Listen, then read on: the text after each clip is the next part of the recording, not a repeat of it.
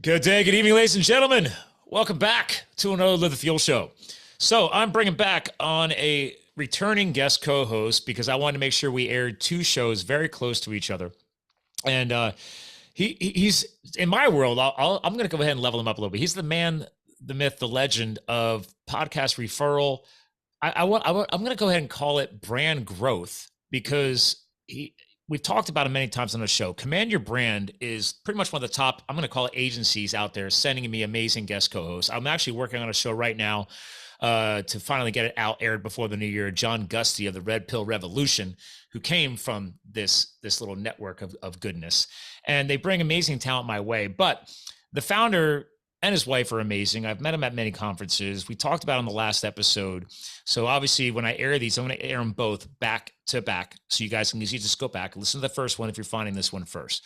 But we started digging into podcasting life and the author life and obviously the Command Your Brand growth and his new book launch. But then at the end, we started like geeking out about AI and ChatGPT. So there's a little segue today. We're going to dig in deeper into this AI ChatGPT world. So without further ado, Jeremy Ryan Slate, sir, welcome back. Hey, thanks, man. I think my mustache is a little fuller than last time we spoke. I know it's only been a couple months. My beard's a little thinner. I let it grow out all of No Shave November. And then I flew to Arizona for a conference. And I actually, they had one of those, they set up like hey, if you want to update your headshots booth type pro photographer set up. And we were in North Scottsdale, Arizona at the JW Marriott golf property. It was all boozed out. And I was like, yeah, let me go get some bearded headshots. And I went and updated stuff and tagged my wife in Facebook. And she's like, no. She's like, you are trimming that down when you get home. And she is she's not a fan of the big, beefy, hair. It's okay. Like my wife hates the mustache altogether. She just like hates it. And I'm like, but I like it. Am I allowed to have it? And she's like, well, grudgingly. But I loved your edited family photo recently of the stash family effect. Even the kiddos were rocking them. So yeah, we called it the Ron Swanson family photo. Oh, yes. Oh, and if people, you do not know who Ron Swanson is. I mean, that movie is, can that movie even be made anymore today? No. It's funny enough. At my staff meeting, because apparently we talk about this stuff at our staff meetings, we were talking about The Office, and I'm like, could you imagine The Office being made nowadays? Like, dude, the episode where he's cooking the bacon by his feet, or the one where they do, where they have the HR meeting and they put like what race you are on each other's foreheads and they have to guess. Oh my God. Could you imagine making that now? The woke era. Oh my God. They would set here's the one show though, that still does not give a shit. Who am I thinking of? It's South a cartoon. Park. Exactly. See, it took you less than a half a second. South Park. They have made so much money. They have grown that brand so well, and they still stand by the I don't give a shit. It's comedy. It's okay to make fun of everything, including ourselves. They make fun of themselves too. And that's a smart generation right there. Yeah. I mean, SNL even gave up on making fun of themselves and screwed up a lot. SNL was a great show for a long time. I mean, they're still going, but I don't know.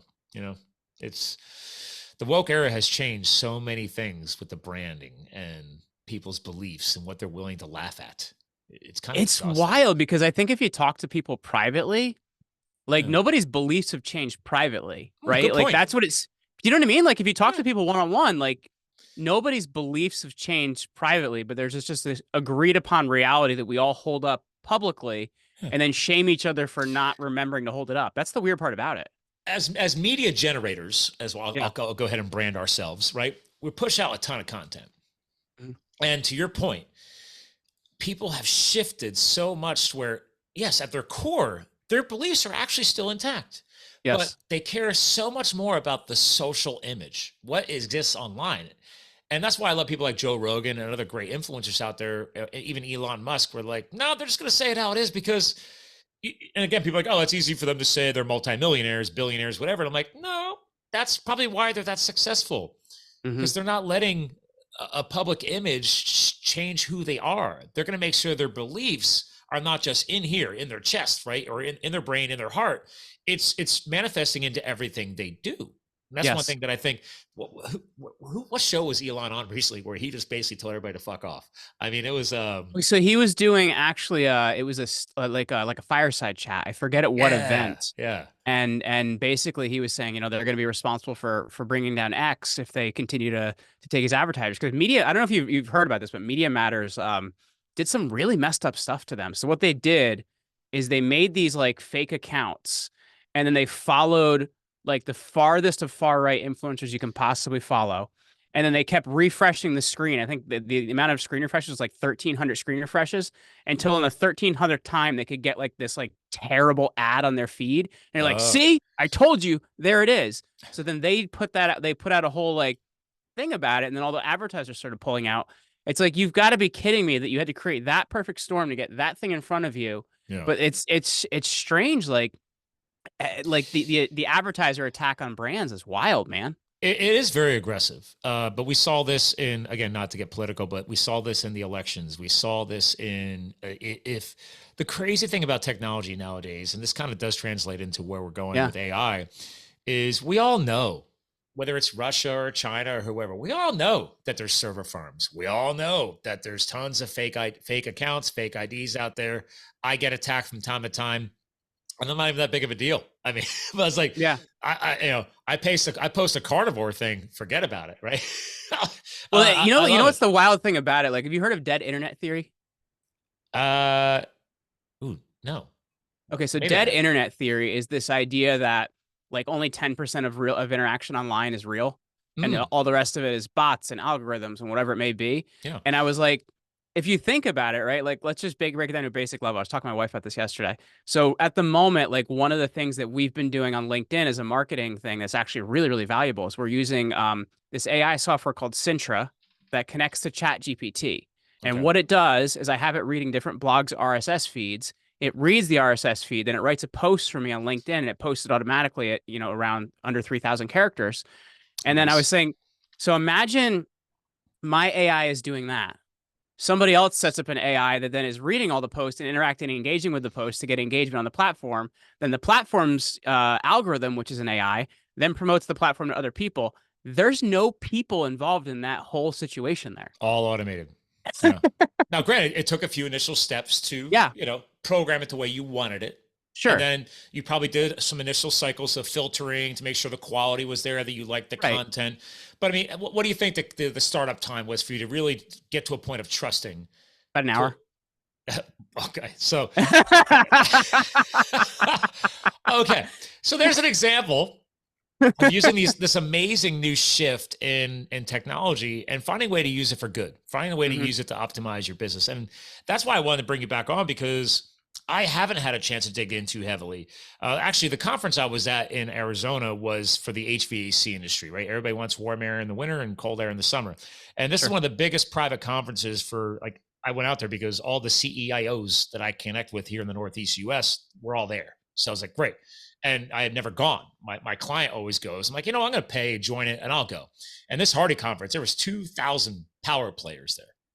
I never had my shoulder tapped so many times. Like, hey, Scott, great to see you. Hey, Scott. It was blown away. I was like, holy crap.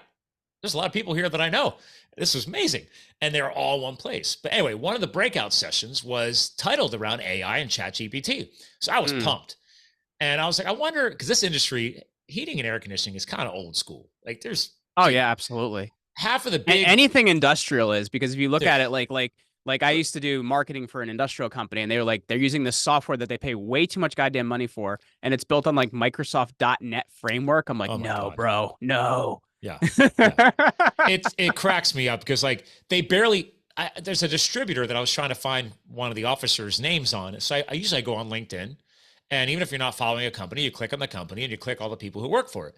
Right. And this dude, the CIO of the company, had not updated his profile because, if you say you work at such and such company, as long as such and such company has a company page, published on LinkedIn, then all your employees will pull that branding into your profile because you say you work at that company. Well, back when he put his profile up there, he just went ahead and created the company in his profile because they hadn't had a company page yet. And then he never went back in to actually update it. So it pulled the company branding in. So there was no logo, there was no direct association. And it's just funny, like little glitches like that. I'm like, man, how are people still making this mistake? Like, but then I look deeper and I see contractors, I see wholesalers, I see big distributors who still don't even have company pages up. I'm like, what are you doing? It's amazing. But that's why I was like, okay, they're gonna have an AI ChatGPT breakout. I'm attending that. No joke, dude. It was the one breakout, and this is at the JW Marriott. Like, this is a huge convention center, and they already hinted that they were outgrowing it. I got there 10 minutes early, and the room was already full. Wow. There was people spilling out into the main like thoroughfare of the conference, like trying to get in. I felt so bad. One of the companies I work with in upstate New York, the founder, she's probably in her 70s now. She was there with her husband and her son, and she's like this mini me. And I was just like, Jody, take my seat. I was like, I'll figure this stuff out later. And then I'm overhearing the room. The guy didn't even get into the AI ChatGPT. He was just talking about how they're looking into using it for their software. It was a whole sales pitch for these distributors to buy their software package to help improve sales and sales communication within their organization. Well, that's the difference between like big corporate brands and like, kind of like the smaller, more agile companies. Like you see, I don't know if you followed Salesforce and like kind of the promos they've been doing around like my client AI and and like the actual AI they're using is very rudimentary. Oh yeah. But they're promoting it hard, and now brands are buying it. Be like, yeah, we're using AI in everything we do, and it's like, as far as you like what you're doing, and I think that's a confusion too. People like think that we have these large learning machine models and AI and algorithms, and all three are different things. But at the moment, they're calling it all AI because it's a great marketing ploy. Yeah. Well, and that's the frustration I had, because so my hack was, wait, the head speaker, he's the co-founder of this company. So I go out into the main thoroughfare, and they call it their information building zone or whatever they were calling it. And it was all software and tech companies. And sure enough, they had a booth set up. So I was like, wait a minute, if he's speaking in there, I'm going to learn whatever the hell he's talking about over here. I'll just go to the company booth. And their head sales guy came right out and said, he's like, oh no, we're not even using that yet. I was like, then why is your boss in there having a whole breakout session about AI and ChatGPT? He's like, well, he's just talking about where we're seeing it going because he does study it. I was like, but you're not even using it in your platform. So how does that make you a subject matter expert? Correct. I could start studying it this weekend, and I can become a subject matter expert on AI and ChatGPT. All right. I mean, so I was like, okay, I'm glad I didn't waste my time. I clarified it at their booth. I was like, have a nice day. And it made me more look forward to, like, in 2 weeks, I'll be back at my home studio and I'll be catching up with Jeremy, and maybe we'll geek out properly on a realistic conversation around AI and ChatGPT, because I already know you're using some of it. So yeah, and again, as a sales and marketing professional, I get it. Right. If this is the new viral conversation, of course, these companies are going to toss it in. And my biggest client, her entire company is built on Salesforce. I mean, she's literally built her own like mini Salesforce platform within the Salesforce platform, to the point where she could spin it off and probably sell it to other sales representation firms because of how well it's built. She's a smart cookie. But there's no AI being used whatsoever. Sorry. So, I mean, Salesforce is a multi-billion-dollar company, and she pays a lot licensure to use Salesforce, but they're not teaching her or us how to use AI better either. So yes, yeah. And so obviously you hinted, you've used it last episode. You used it on your audiobook. What you just threw at me now, you're using it for some content for LinkedIn. Is there any other depth that you've integrated? Yeah, and I think the thing I want to make a distinction quick too, because I think a lot of people get confused, like going back to that distinction between like, is it AI, is it an algorithm, is it whatever? And I think the thing to understand is there's a lot of like automation systems out there that are being built as AI, and they're not AI, right? Like they're not language models that can actually learn off of things that have done previously. So like, we're figuring out how to automate a lot more in our business. I think that's great. Like we've been using Go High Level for a lot of our like CRM needs, and we've done a lot of things like automated wise is great. But I guess if you look at it from an AI perspective, when we first started our company in 2016, we started as a podcast production company. And one of the things we did as part of that production is we actually got people on podcasts. And I'll tell you what, man, like it was so goddamn expensive to produce a podcast for people. And at that point in time, just because of where technology was at, even at that cost, I'm not a production guy. It wasn't that good, right? Like the quality was not there. So we actually ended up focusing on guest booking, right? Because we could do a good job at this. We don't need the technical expertise, and we can just, continue to improve that. And then earlier this year, I started doing a lot more on YouTube. And because I had one of those like, I'll promote your YouTube people jump out to me. And I'm like, oh, okay. Let me pay this guy for one thing and then figure out what he's doing. So what he was doing, because he would send me these screenshots, and I figured out he was actually just using vidIQ, which is a really great plugin for YouTube to score videos. So I'm like, okay, great. So now we figured out what he's doing. Let's figure out how to do it better. So vidIQ as a platform, it has a really great AI part of it. And what it does is it will read your description, your thumbnails, your tags, and figure out, okay, what's the best ranking thing we can use for this video to get it seen. So that's one of the biggest areas we're using. And I guess let me back it up. Are you using that for like short video clips or the full length, video? So let me back it up because there's data missing here. So we're using vidIQ for video optimization. I know there's other things out there like TubeBuddy, but vidIQ is great and their AI part of it is amazing.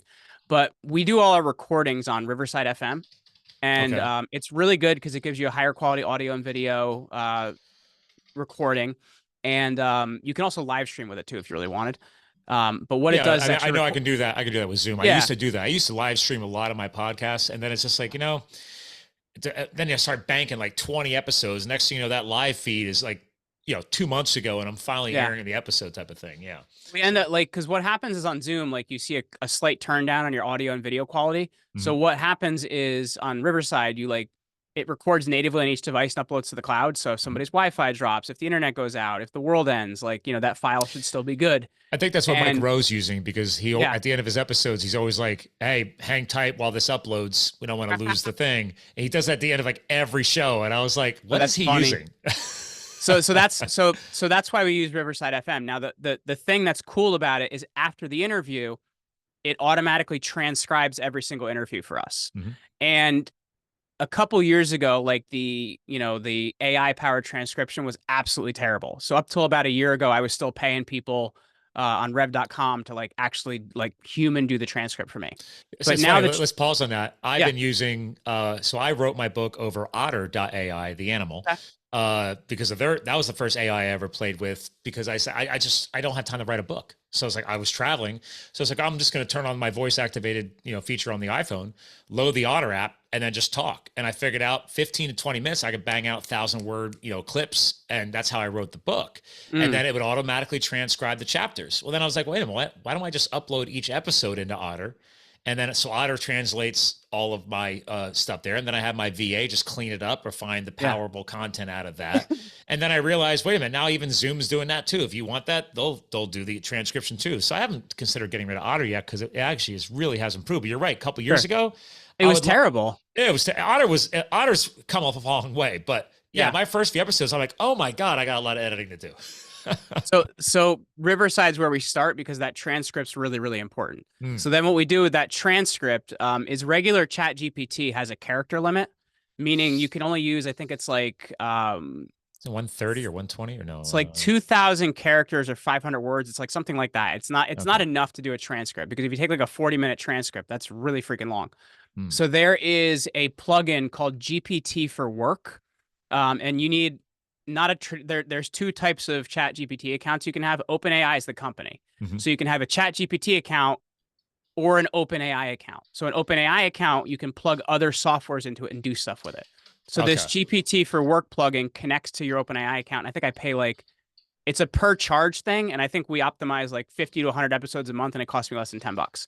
So then what happens is we'll take this transcript. There's a time limit on it. It's like 40 minutes-ish is the time limit.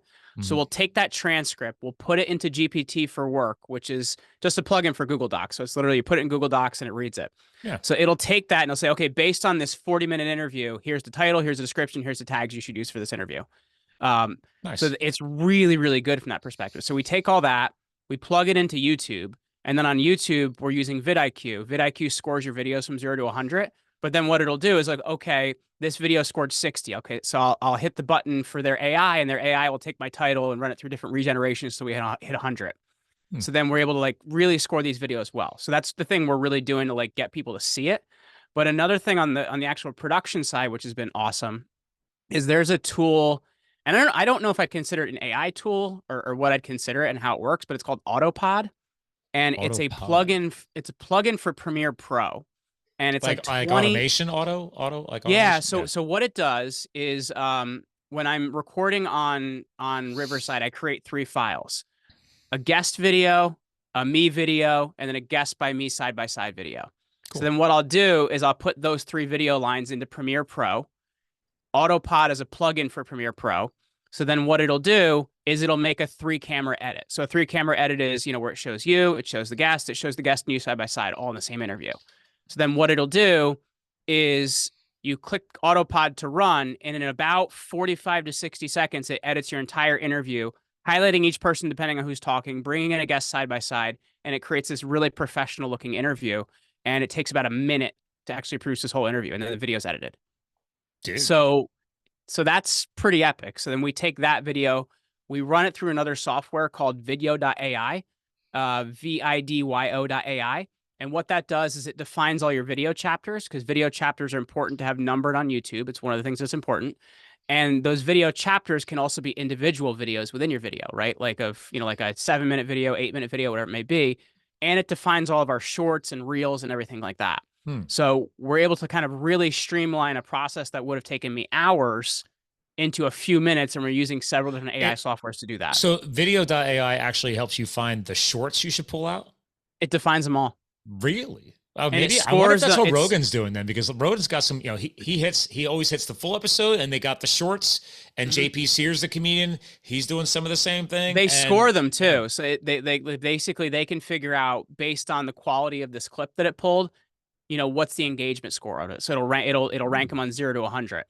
Nice. So that means that whoever designed video.ai and the other ones, they're probably constantly looking at the real-time algorithms that are happening out there in the online space, and then probably updating accordingly. Correct. Yeah, interesting. So that's how we've been able to use, AI in that process to like really nail down what we're doing. And it's pretty cool. Just ChatGPT, we're using it for a lot of different processes. Like, for example, like maybe we'll write a pitch for a client, and it'd be kind of lame. So we'll put it in and say, hey, make this spicy. Like, the words you use are really important. And you can really write some cool quality content from that. And I'll be honest with you, man, like, I actually used ChatGPT, and I used GPT-4, not 3.5, to write my entire 60-page brand standards. Okay. So what I did is I said, if I was going to write a brand standards, this is what I was saying to ChatGPT. If I was going to write a brand standards, what questions would you need me to answer for you? So then it listed out all the questions. So I answered all the questions for it. And I said, great. So based on that, write my brand personality. And then we went through the brand personality. I'm like, great, this isn't quite me. So I said, make it more of a libertarian viewpoint, and make it the viewpoint of Vince Lombardi that says, we're never going to achieve excellence, but on the way, we're going to achieve something that's great on the way there. So you go through these iterations and you get something good. So I found that like in 3 hours, I was able to nail a brand standards that is my brand, and it's damn good because you go through these iterations. What I think a lot of people do is write me a blog post. You're like, wow, that's a really lame blog post. But what you can actually do is go through iterations, right? Like, okay, well, that wasn't so good. Let's change the voice. Let's change the tone, add some links, add this, add that. Take this blog post, do an H1, H2, and write a meta description for me. So like, that's a lot of stuff you can do to be more efficient. And that's where I look at AI. Like, I think a lot of people get lazy in the way of trying to just totally outsource something, when actually what you can do is take what you're doing and be more efficient with it, right? Because it's going to be much harder for me to write a well-researched meta description. But if ChatGPT has been given all data on keywords and it can write me a better meta description, that's incredible. I think that's one thing I hear a lot of, and from the other podcasts I've listened to about this so far too, is that, yes, is it very impressive how far it's already gotten, right? It's out there studying content all the time. So what you just did for your brand standards, right? So clearly it has found tons of marketing and branding experts out there, pulled and studied all that stuff and just stuck it into its system. But I think the most important thing that to this day, I will always stand by is that quality assurance process. Like, you don't just take it, trust it, and plug it, right? It's like, no. You still have that responsibility to go and really, okay, like you said, I'd really love that. Let me add some spice onto that, right? Like, you still got to review the content. Well, and it lies too, is something you have to realize. Like, if ChatGPT, if it doesn't have the answer, it lies. Like, I tested it for interview prep one time just to see how it would go. And there was that train derailment in Ohio. And I did a really long episode, really researched episode about that. It did really well with our listeners. But I had initially tried to have ChatGPT help me with the prep. So I said, you know, the train wreck in Ohio, I gave it the date, da, da, da. I said, so write me an interview format and give me the sources I would need to put this together. So Hmm. what it did is it made a fake story about a train wreck in 1901 in Tennessee and da, da, da, da, and like, so it just like made it up. So So if it like what can't I find enough of what it needs, it starts finding extraneous things that may not apply to No, try it's and not even put something together. extraneous. It's not even extraneous. It makes it up. Like it totally just creates it because it has to have an answer for you. So you Ah, have to it's not realize willing like to admit that it doesn't have the right answer. correct. So you have to Hmm. give it like the right data, right? Like where it's really useful is making something more interesting, making something better for SEO, taking content and expanding on it. But you have to give it the facts and you have to give it the information because it will invent them if it doesn't have them. I have heard that. You're probably the first person that really just put it right to the straight, cross the T's, dot the I's. Like, yeah, dude, it is going to lie because It's lies. and maybe lie is a strong word. It's going to fib, whatever. It's like, oh, I don't have this exact precise answer. I still have to figure out an answer that's going to hopefully directly align with it because I have to give you something because that's how I was designed to do it. And that goes back Well, and I to think what's interesting too, I don't know if you saw, do you follow Robbie Starbuck at all? a little bit. Yeah. Okay. Yeah. So he was using Google's new AI, which is called Bard, and he asked it questions about himself to see like what it would do. And I don't know why he started out so extreme, but his first question was, should Robbie Starbuck be put to death? Damn. And it went through this whole thing and it justified why his viewpoints were so extreme that the best solution may be to put him to death. And he like did this whole video about it. And then it gave all these like, it gave links to videos and links to this and links to that and all these articles. But if you clicked on the articles, they were all fake.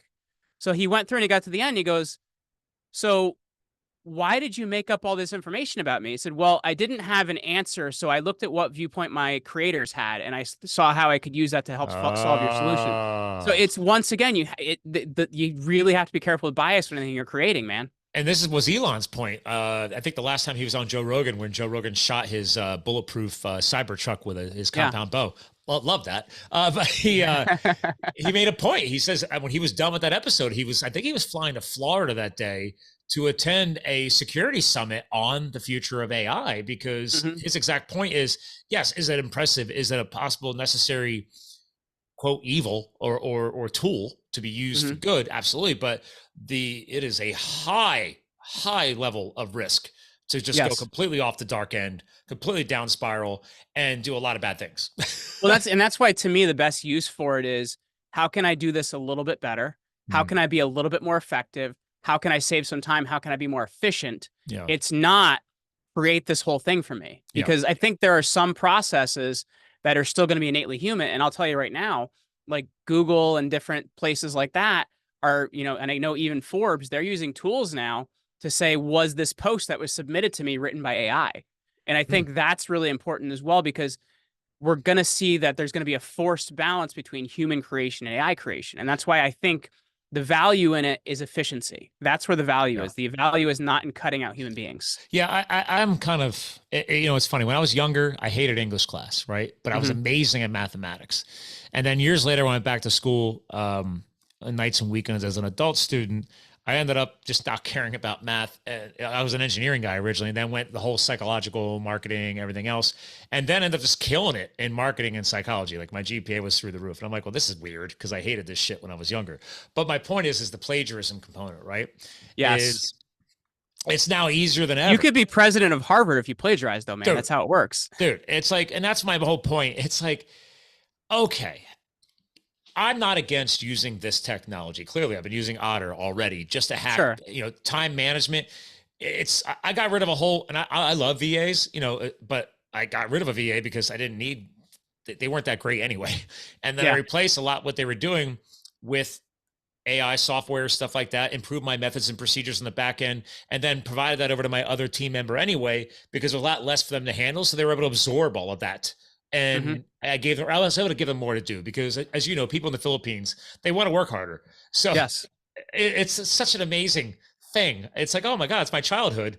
But in another country, like, oh, it's okay to work harder and want more work. And it's amazing. I absolutely love it. You know what's interesting? I find that like the academic way they tried to make me write in school is what made me not an effective writer. And actually, like, writing the way I used to write before they forced me to write that way, and doing that again is what's made me an effective writer. So it's so interesting because it's like they try to force you into that academic way of writing. Too much structure. Too much structure. Once you get into the world, like that's not what people want. Yeah. There's no creativity. Like, Kurt Cobain said, if you want to write a good song, write it for a third grader, you know, and that's what it's about, man. Nice quote, man. I had every Nirvana album. I had every Nirvana album back when you still owned physical albums. Now everything is digital. Yeah, you know, and that's the point. I mean, it takes an artist to remind, I think, you know, like Kurt Cobain and other people out there, remind us like, yeah, dude, it's okay to have some structure. But you put too much structure, too many confines in place. You lose all creativity. You lose the imagination. I think that's something that's missing nowadays too. So it's kind of a fun way. What you just hit me as, the AI is smart enough to get creative. Unfortunately, on the negative side, because it starts lying and making something up for an answer. But even the AI is feeling like, oh man, I can't get him the exact answer. So may at least get creative and try and make him an answer. So at least the creators of the AI that you're using at least thought about that. But I think the big picture here is, don't trust all of that. Don't just automatically assume because ChatGPT generated it, I'm just going to go ahead and copy paste and trust it. No, you still got to QA check everything. And there's a lot of areas it's useful, right? Like in ChatGPT, you can make your own chatbot, and what you can do is you can train it. Like, here would be a great example for you. Like, you work with a lot of clients, and I'm sure you find yourself telling clients the same thing again and again and again, and then 10 times after that. Yeah. Make an automated FAQ. You could take all those things that you used again, train ChatGPT on it, and make a bot that then answers questions if they were Scott. That's a really useful way to use it, because it can take things somebody can use. It's basically a search engine of things that you would tell them. And I think that's where it's really useful. Well, so there's certain areas you could get more efficient, man. That goes back into web development, right? For years, when people start trying to hack, SEO, for example, the biggest thing. And they used to write all the words in the background in white font. Yeah, right, all that. But I mean, that's not a good way to do it, but it worked. But then it's something as simple as, hey, make an FAQ section, right? What are frequently asked questions? Because you're adding keyword content into your site that directly aligns with your brand, and, to your point, directly aligns with common customer complaints, questions, etc.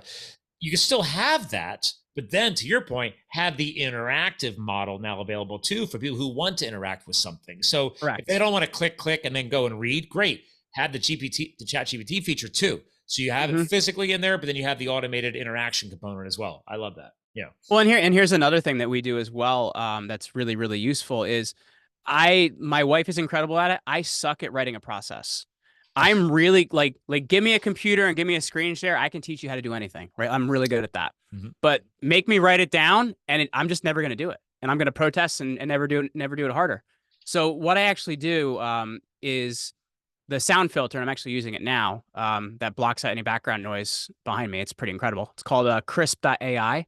Yeah. But what it also does is it transcribes all of your calls at like a 95% accuracy. So what I'll do is I'll do a screen recording where I teach somebody how to do it. And when you're thinking about it that way, since what you're saying is going to be used as text, you have to say everything. Like, click over here, go to the right side, go to the left side, go up top, go up bottom, under that menu, da-da-da-da. So I'll actually take a process and I'll make the video teaching the process. I'll then take the transcript that Crisp.ai generates. I'll put that into GPT for work, and I'll say, based on this transcript, please write for me a process that somebody can fully complete and do by reading this process. So it'll then take it and put it into a process for me. So like those are the ways that I'm getting more efficient with AI. So that way, you know, as I told you, I'm terrible at writing processes. I'm great at teaching people on video. I wrote 100 pages of trainings in about a week and a half. Like, I couldn't do that previously. It's funny you bring that up, because actually back in the day, when did I leave that company? 2006. Yeah, I used to coach teams, train teams, and then I moved into the an analyst role for this one corporation. And I was on the methods and procedures team. I used to write guidelines, methods, and procedures to optimize and speed things up for the front end employee, because I used to be the front end employee. So that was one of my strengths. And so it's like, yeah, I used to do that crap all the time. So it's funny how we have some different strengths there. It's like, okay, you're like, no, I'm out. I'll talk forever, man. Don't make me write though. And that's one thing I realized over the years. It's like, and actually shout out to, how you say his name? Mike Fallett? Oh yeah, Mike Fallett. yesterday I'm traveling back from New York, and I was listening to your episode with him on what is it? Here, hold that up, and I'm gonna screenshot it and send this to him. $1 Million Stories, because I was like, I got to catch up with. You get it? Yeah, I got it. Awesome. So I'm halfway through it. I got 19 minutes left, but I was getting off. I just refueled the car coming back from Syracuse, New York, 3-hour drive home. And I was like, all right, I'm tired of all my regular podcasts. And I was like, I'm catching up with Jeremy. Let's see who's he on with. And I don't even know how old that episode is. That newer or no? Is that recent? Which is this me interviewing him or him interviewing me? No, I think him interviewing you. So that was very recent. That was in the last 2 $1 weeks. Million Stories with Mike. Yeah, that was. This was November 20th. Okay, yeah. So it was in the last couple of weeks it came out. Yeah. Command Your Brand, Jeremy Ryan Slate. But I was enjoying it because you guys were talking about how the power of podcasting, right? And if you have the ability to hone your craft over a microphone, I thought he did a great job. I was like, dude, I felt like I was hearing myself, him talking to you, because I already know who you are, but I was like, yes, he gets it. Cause he's talking about people like getting ready to do a brand launch, to do a book launch, to go on TV. And he goes, if you don't put in the reps, that's one of the best things. He's a big proponent, clearly, of podcasting. I heard. But that's the number one piece of feedback we get from clients that they never expect going to their program. Because I'll tell you right now, like everybody comes to you, they think their shit don't stink, and they think they're like the coolest thing in the world. Yeah. And most of them are. A few of them really aren't. And they don't finish their programs, but that's fine. Many of them are not. but anyway. The thing that people find, which is they don't expect, is the clarity on their own message they get by going on podcasts for an entire year. Yeah. The clarity, the depth, the ability to talk about it, communicate. Like we get people saying like, my keynotes are better because I know this stuff back and front. Like it's, and I think that's the incredibleness about it. Like I've seen that myself, man. Like I went from a total introvert that I was a high school teacher. My first presentation to my students had like 120 slides, and I just read them what was in front of me. I remember in the episode you're saying if you ran out of slides, you were screwed. Oh, dude, if I ran out of slides, it was over. And the difference now is like I do talks that I don't even prepare for them. Like I did a keynote in Thailand. 3,000. Yeah, it was like 2,000 or 3,000 people, and on a big stage. I made the slides the night before because I already knew what I wanted to say. I'm just like, I should probably have something to show them, shouldn't I? Because you got to like engage with them. But like for me, it's like I know my content and my area so well because I've talked about it so much. I can stand up and educate people on it. Yeah. It is true. It's because you and I are fellow gym rats too. It's like oh yeah, absolutely. we both know. And that's again the whole point of this show is we fuel your health, business, and lifestyle, right? So like the reason why you and I are hard chargers is because we do put our health first, right? It's not just about business and making money. Dude, I got a partially torn UCL right now. My left elbow, it is killing me, man. Lovely. That's not good. I do recommend. My wife just picked one up a few months back for her horses because she's a horse doctor. But we use everything she buys. I use it on myself. I'm like, I'm just a big dumb horse. Let's go. But like we have a $40,000 shockwave therapy machine that I learned about. I just had some PRP done, which has been really helping. Platelet-rich plasma. That's been really helping. Yeah, but red light therapy. So I have a red light therapy device that I put the black goggles on and I do 20-minute sessions. It's great for collagen production in your skin because as a carnivore, people don't realize like your body just sheds any excess fat. Like you want to be lean and mean, just eat a ton of meat. I'm not kidding you, and you're fine. Is that Chris Christie's problem? Chris Christie's got some. I'm sorry, I couldn't help myself. There's so many problems. Like that's a whole other show, bro. But anyway, the point is that they take red light therapy has been proven. It is the healthiest light spectrum coming off the sun. That's why we are supposed to be in the sun. I've had multiple medical experts on my show over the years. I can send you a whole list of episodes to listen to about that. But the point is they start making wrap devices with the red light frequency LEDs in it, and you just wrap it on yourself, and it's an anti-inflammatory benefit. Because anytime you could push in an injured area, anytime you could push inflammation out during the healing process, you speed up your healing process exponentially. So, correct. So something as simple as wrapping yourself in a red light therapy session is a game changer. Ooh. So I'll have to check that out. Hack for you. So, and also shockwave therapy was only approved for humans up until the past 2 years for type 1 diabetics in the US. but 5-6 years ago, my wife and I went to South Africa to a horse conference down there, did a safari, all the things. And she ended up buying this shockwave therapy machine. Like I said, it's like $40K, but it sends high frequency sound waves into your tissue. It's a way to get around having to do actual surgery. If you don't actually need surgery, it actually has been shown to repair vascular health, all kinds of things. So she was using it on horses. Well, now they must have cleared it for humans, because now my chiropractor I go to, she's got one. I was like, hey, I got one of those. And she's like, why do you have one? I was like, well, my wife is a chiropractic doctor and an equine medicine doctor. She's got it for the horses. And then we just use the smaller handheld thingy for humans on us. And she's like, oh, well, if you ever want to use it here, it's only $100 a session. I'm like, my wife spent $40,000. Thank you. I think we're going to maximize the value out of what came out of that business and use our own, but thank you. So, but there's another hack in health. But anyway, let's go back to the point here. We're health nuts. We're fitness nuts. And the cool thing is, when you have this health and this resiliency in the day to day, it allows you to then free up even more brain capacity, like you and I talk about today, about let's look into AI. Let's look into ChatGPT. Is there ways to, quote, I hate to use the words, but overused, but hack how you're doing things in business? How can you optimize? That's the key word that I like to use earlier. How do we optimize things? Correct. And use these tools for good, Mm-hmm. right? Good. We're not trying to replace people. Everybody's like, oh, AI is going to destroy the career economy and nobody's going to have jobs. I'm like, no. And I don't think that's the case, because like here's the example, and this wasn't my example. Somebody else gave this to me. I'm like, oh, that makes a ton of sense. Is like, you look at the Industrial Revolution, right? Like the world changed dramatically at the Industrial Revolution. We had some job sectors and some career sectors and things that disappeared totally because they weren't needed anymore. But then it created all these new ones. And I think you're going to see this. You see the same thing. It's ebbs and flows throughout history, man. And I think this is just kind of the latest revolution, right? Yeah. I mean, all the technology we've had since 2000, right? Ever since the old, oh my God, everything's going to crash and burn once we hit January 1st, 2000. Like, oh my God. Yeah. And everything was fine. But all of this IT growth, information system growth. I mean, God, when I was working in this space in 1999, what I think fast forward to 2023 as we're entering 2024, that I'm talking about AI and ChatGPT over a podcast in my home studio.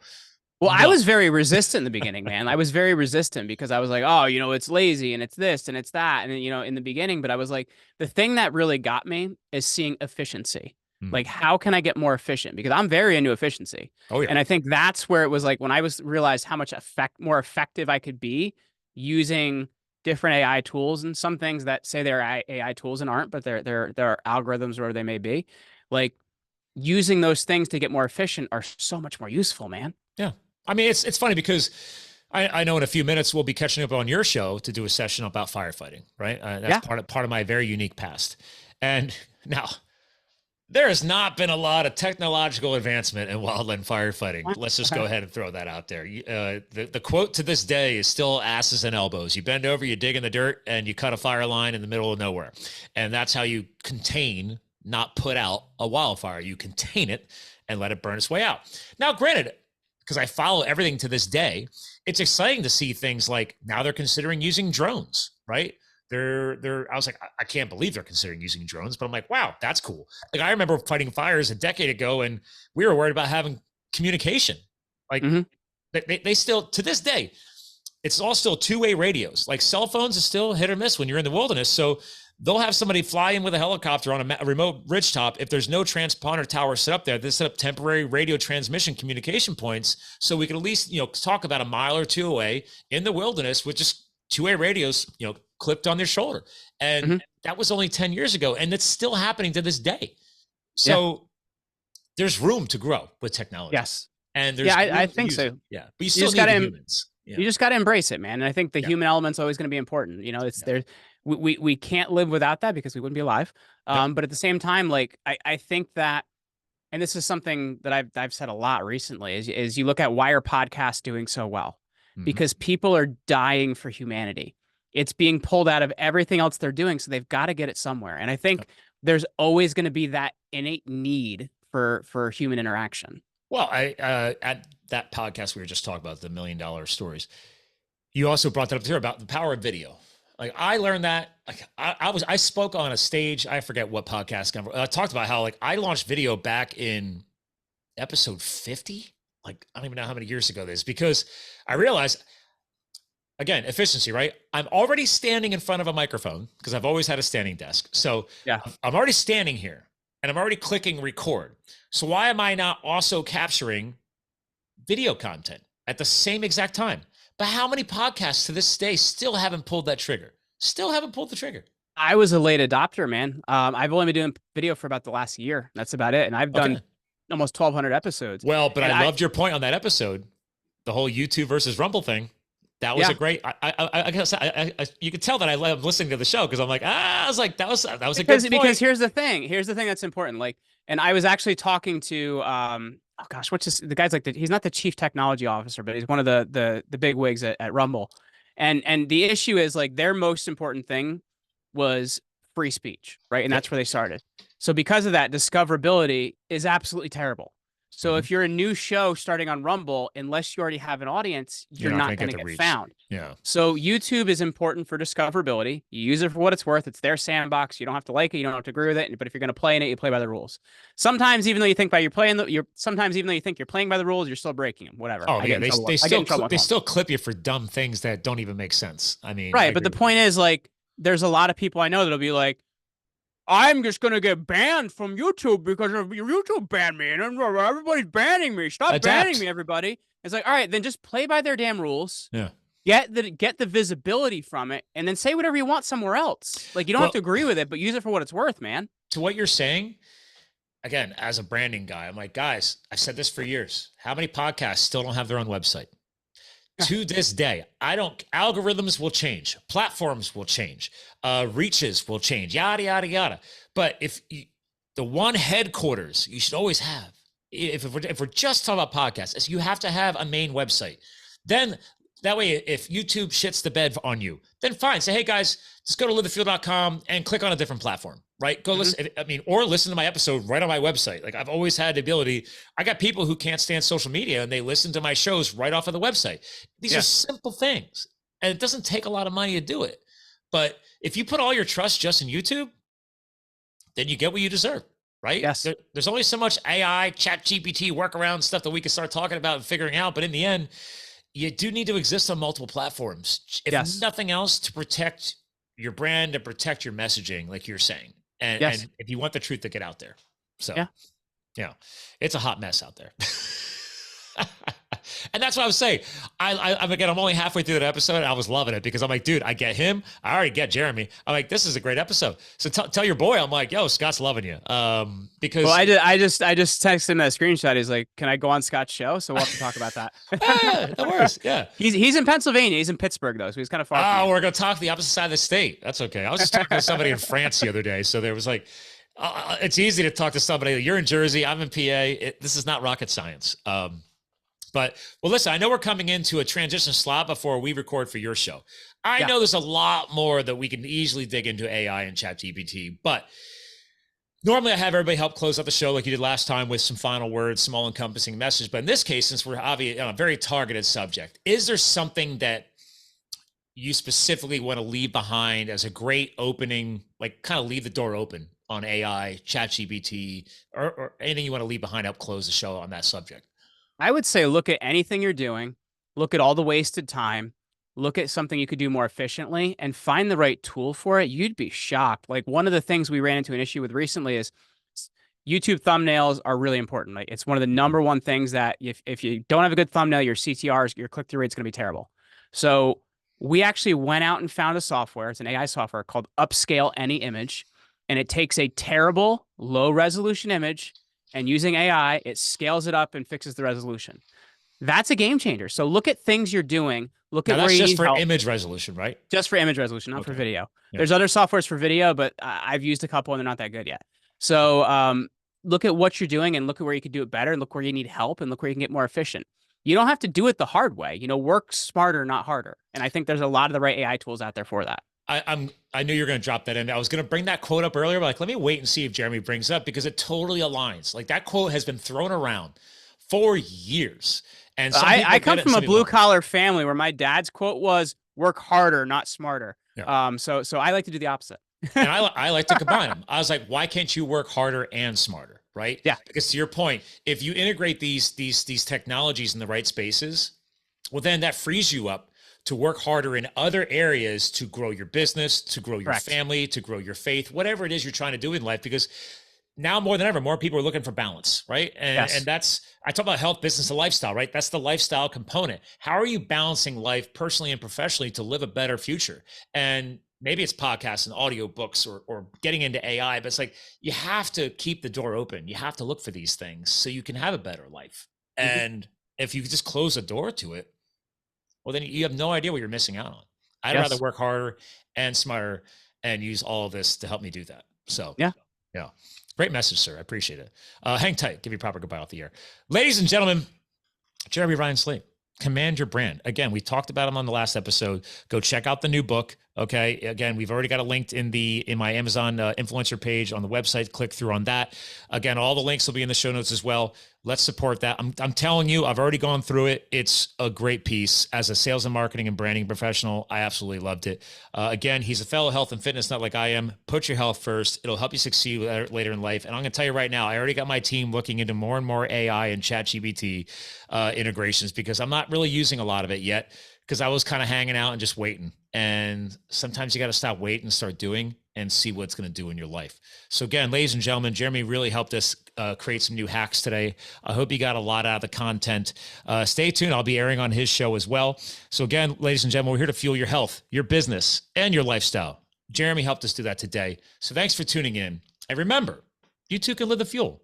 We'll talk to you guys again soon.